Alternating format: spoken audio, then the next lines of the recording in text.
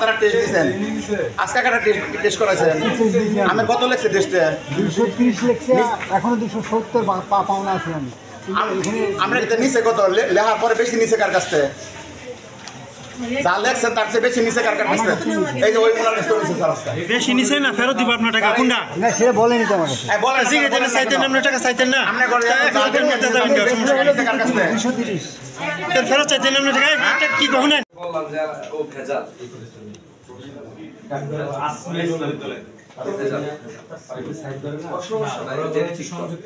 ওরা এখানে পোস্টিং কিন্তু ওরা কাজ করে না ভাই এইসব জায়গায় মূল পোস্টিং সে করে হ্যাঁ ইয়া আসমা হোসনা হ্যাঁ এদিকে আসেন তো বলরাম উনি ওনাকে একটু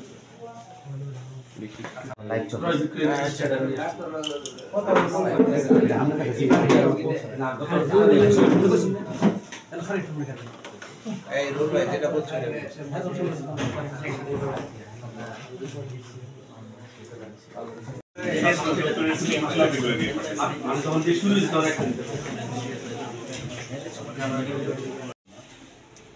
আসসালামু আলাইকুম। হ্যাঁ এখানকার পরিবেশ অপরিচ্ছন্ন, এখানকার সেবার মান অনেক নিম্ন। তারপর হলো আপনাদের ওষুধের বিতরণের সমস্যা, ওষুধ ভিতর থেকে না দিয়ে বাইরে থেকে কেনায়, এগুলো সব খাবারের মান নিম্ন। যে রুগীদেরকে যে পরিমাণ খাবার দেওয়ার কথা সেগুলো দেয় না। এই সকল সহ আরও বিভিন্ন অনিয়মের প্রেক্ষিতে একটা অভিযোগ আসে। সেই অভিযোগের প্রেক্ষিতে হেড অফিসের অনুমোদনের প্রেক্ষিতে আমরা দুদক সজাগা গাজীপুর থেকে একটা টিম এখানে আসি, সকাল থেকে অবজারভেশন করি যে বিভিন্ন আউটডোর, তারপর ইমার্জেন্সিতে খাবারের রান্নাঘর সহ বিভিন্ন জায়গায় আমরা একটা টিম এখানে পর্যবেক্ষণ করি। পর্যবেক্ষণে বেশ কিছু অনিয়ম ধরা পড়ে।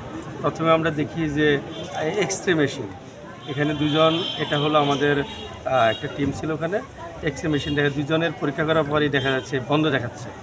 তারপর আমরা ওনাকে জিজ্ঞেস করলাম বন্ধ কেন, বলে যে নষ্ট হয়েছে, পরে আবার চালু হবে, চালু করলে আবার টাকা হবে। রান্না করে গিয়ে দেখি যে তার পরবর্তীতে আমরা ফোকাসে আসি। আমরা পোশাক পরে আমাদের টিম সকল এখানকার প্রধান আছে শফিকুল ইসলাম মাসুদ ভাই, ওনাকে নিয়ে আমরা পুরো বিষয়গুলা পরবর্তী কাজ সম্পাদন করি। এমন মধ্যে প্রথমে আমরা রান্না করে গিয়ে দেখি, উনি নিজেও সাক্ষী, উনি নিজেও দেখেছেন যে খাবারের আজকে 50 জন রুগী আছে। 50 জন রুগীর জন্য আমাদের মাছ দরকার 8 কেজি 200 যদি মাছ দেওয়া হয়।